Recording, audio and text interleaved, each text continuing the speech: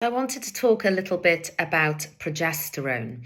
So, progesterone is a hormone we naturally produce in the second half of our cycle, and it thickens the lining of the womb so that if you're trying to get pregnant, a fertilized egg can implant.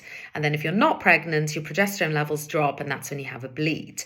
Now, progesterone is part of HRT prescribing, and I also use it around PMS, fibroids, PCOS. Generally, if someone's having some issues in the second half of their cycle, I consider progesterone.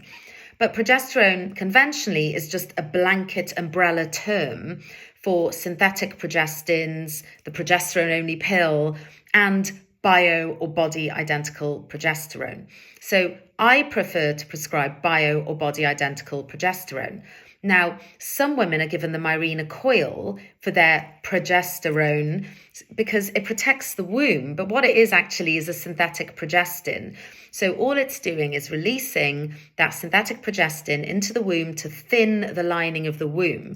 And that's great. You're not going to get a thickened lining of the womb, but you're also not going to get the sort of symptom benefits you can get when you're taking a bio or body identical micronized progesterone, such as helping with sleep, mood. It can also help with skin and hair, and sometimes with fluid retention and bloating.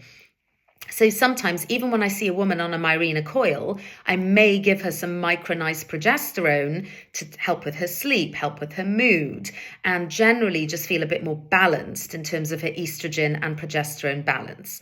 So the main reason I'm making this video is just so women understand the difference between a synthetic progestin, such as in the coil or in some types of HRT, and so Mirena pill, some forms of conventional HRT, and having a micronized progesterone. So if you're still having issues around your mood and your sleep, maybe try and find out what sort of progesterone you're on. If you're on something like Utrogestan, great.